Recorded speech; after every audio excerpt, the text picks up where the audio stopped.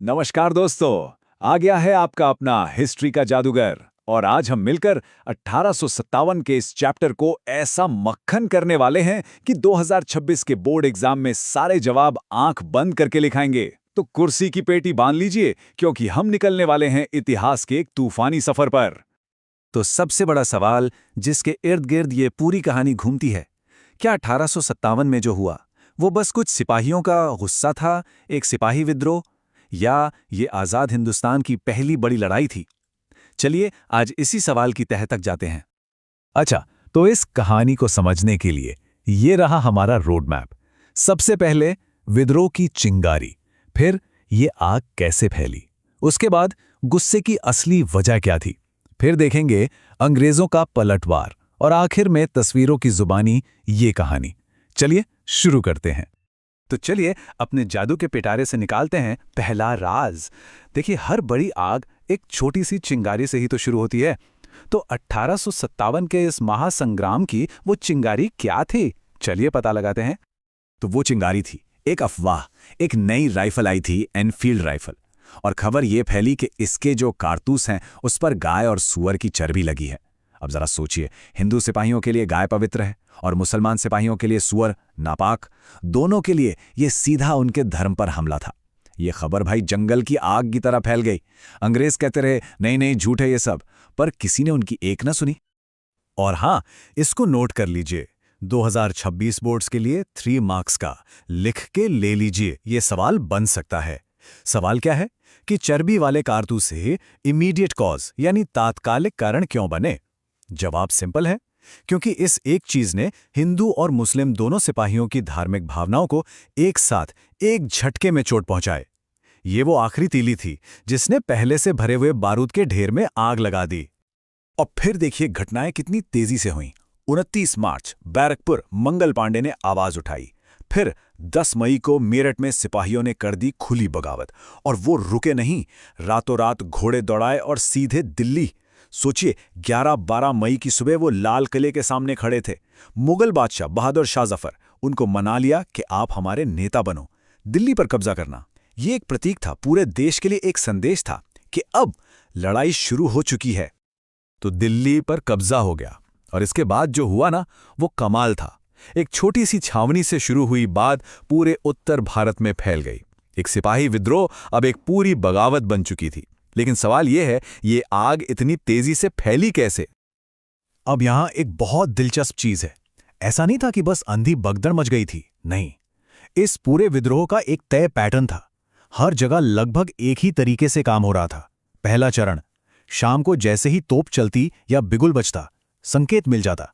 दूसरा चरण, सबसे पहले बेल ऑफ आर्म्स यानी जहां सारे हथियार रखे थे उस पर कब्जा।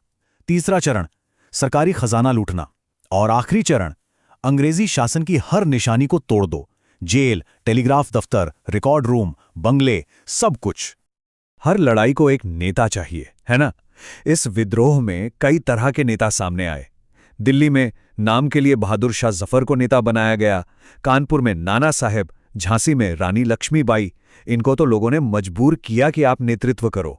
बिहार में कुंवर सिंह जैसे जमींदार भी थे। पर सबसे बड़ी बात पता है क्या थी? सिर्फ राजा रानी नहीं, बड़ौत में शाहमल जैसे स्थानीय नेता और छोटा नागपुर में गोनू जैसे आदिवासी नेता भी इस लड़ाई को आगे बढ़ा रहे थे। तो कारतूस तो बस एक चिंगारी थी। अब बात करते हैं उस बारूद की जो पिछले 100 सालों से अंग्रेज इकट्ठा कर रहे थे। लोगों के दिलों में इतना गुस्सा, इतनी नफरत आखिर थी क्यों? चलिए इस गुस्से की असली वजह को खोद कर निकालते हैं। और इस गुस्से को समझने के लिए सबसे अच्छा उदाहरण है अवध का। 1851 में गवर्नर जनरल लॉर्ड डलहौजी ने क्या कहा था पता है? ये जो अवध है ना, ये एक ऐसी चेरी है जो एक दिन हमारे मुंह में खुद ब खुद आ गिरेगी। मतलब कितना लालच था। क्यों? क्योंकि अवध की जमीन नील और कपास के लिए एकदम सही थी, और वो उसे उत्तर भारत का सबसे बड़ा बाजार बनाना चाहते थे। और उन्होंने अवध को हड़पने का प्लान बड़े धीरे धीरे योजना से अंजाम दिया। 1801 में सहायक संधि लगाकर नवाब की सेना ही खत्म कर दी। फिर 1856 में एक बहाना बनाया कि नवाब वाजिद अली शाह से कुशासन हो रहा है, शासन ठीक से नहीं चल रहा, और पूरे अवध पर कब्जा कर लिया। लोगों के इतने प्यारे नवाब को निकालकर कलकत्ता भेज दिया गया। लोग रोते हुए उनके पीछे कानपुर तक गए। ऐसा कहते हैं कि लखनऊ की गलियां इतनी सूनी हो गई थी मानो शहर का जिस्म बेजान हो गया हो। पहले नवाब गए, फिर नंबर आया तालुकदारों का। ये तालुकदार कौन थे? पीढ़ियों से जमीनों के मालिक। 1856 में अंग्रेज एक कानून लाए, समरी सेटलमेंट, और कहा कि ये तालुकदार तो बस बिचौलिए हैं, इन लोगों ने जबरदस्ती जमीन हड़पी है। और इस चार्ट को देखिए जरा, कब्जे से पहले 67% गांव इनके पास थे, सेटलमेंट के बाद सिर्फ 38% बचे। सोचिए, जिनके पास अपनी सेनाएं होती थीं, जो अपने इलाके के राजा थे, वो रातों रात सड़क पर आ गए। ये लोग बन गए अंग्रेजों के सबसे बड़े दुश्मन। और हां, 8 मार्क्स के सवाल के लिए ये पॉइंट सोना है, याद रखना। और जैसा मैंने कहा, सिपाहियों का गुस्सा सिर्फ कारतूस का नहीं था।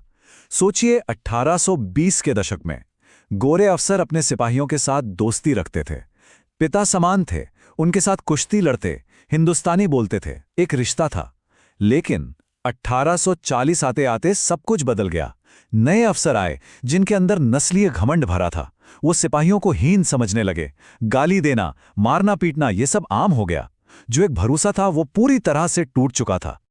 तो विद्रोहियों ने उत्तर भारत के एक बड़े हिस्से पर कब्जा कर लिया था। उनको लगा शायद वो जीत रहे हैं, लेकिन अंग्रेज चुप बैठने वालों में से नहीं थे। अब बारी थी उनके पलटवार की। इस बगावत को कुचलने के लिए अंग्रेजों ने सिर्फ बंदूक नहीं उठाई, उन्होंने ऐसे ऐसे कानून बनाए कि रूह कांप जाए।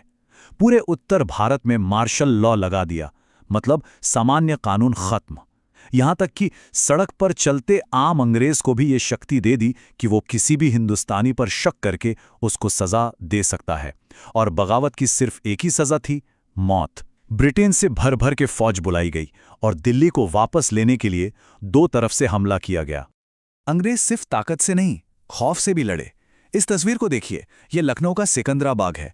लड़ाई के बाद 2000 विद्रोहियों के कंकाल, उनकी हड्डियां यहां ऐसे ही खुले में छोड़ दी गईं। क्यों? ताकि हर आने जाने वाला देखे और उसके दिमाग में यह बात बैठ जाए कि अंग्रेजों से टकराने का अंजाम क्या होता है। ये एक विजुअल टेरर था, एक चेतावनी। और अब आते हैं इस कहानी के आखिरी और सबसे दिलचस्प हिस्से पर। ध्यान देना, 8 मार्क्स के सवाल के लिए ये बहुत ज़रूरी है। देखिए, इतिहास सिर्फ किताबों में नहीं लिखा जाता, उसे तस्वीरों से भी बनाया जाता है। तो चलिए देखते हैं कि अंग्रेजों ने अपनी पेंटिंग्स के जरिए इस विद्रोह की कहानी को कैसे बताया। ये पेंटिंग है रिलीफ ऑफ लखनऊ। इसको ध्यान से देखिए, बीच में कौन है? 3 ब्रिटिश हीरो, कैम्पबेल, आउटरम और हैवलॉक। उनके चेहरे पर जीत का आत्मविश्वास है। उनके पीछे जो इमारत है वो टूटी फूटी है, जो दिखा रही है कि कितना नुकसान हुआ, लेकिन इन नायकों ने आकर सब बचा लिया। ये तस्वीर चिल्लाकर कह रही है, देखो ये हैं हमारे बचाने वाले, हमारे हीरो। ब्रिटिश कला का एक और मकसद था, बदले की आग को भड़काना। बाईं तरफ की पेंटिंग देखिए, जस्टिस। एक औरत की मूर्ति तलवार लिए सिपाहियों को अपने पैरों तले कुचल रही है, और दाईं ओर मिस व्हीलर अपनी रक्षा करते हुए। एक अकेली अंग्रेज महिला अपनी इज्जत बचाने के लिए विद्रोहियों से लड़ रही है। ऐसी तस्वीरें बनाकर अंग्रेजों को संदेश दिया जा रहा था कि बदला लो और तुम्हारा बदला लेना बिल्कुल सही है। लेकिन कहानी का एक दूसरा पहलू भी तो है। सिक्का हमेशा 2 तरफ से होता है। जहां अंग्रेज अपने हीरो गढ़ रहे थे, वहीं हम अपनी कहानी अपने हीरो बना रहे थे। जैसे रानी लक्ष्मीबाई, हमारी तस्वीरों में वो एक वीरांगना है, घोड़े पर सवार, हाथ में तलवार लिए आज़ादी के लिए लड़ती हुई। वो हमारे लिए प्रतिरोध का प्रतीक बन गई। और ये पंक्तियां, ये तो हमारी रूह में बसी हैं। खूब लड़ी मर्दानी, वो तो झांसी वाली रानी थी। तो हां, 1857 का विद्रोह कुचल दिया गया, ये सच है। लेकिन क्या हम इसे एक असफलता कह सकते हैं? या फिर ये वो पहली आवाज थी, वो पहली चिंगारी थी जिसने आगे चलकर आज़ादी की ऐसी आग लगाई जिसने ब्रिटिश राज को जलाकर राख कर दिया? इस पर सोचिएगा जरूर।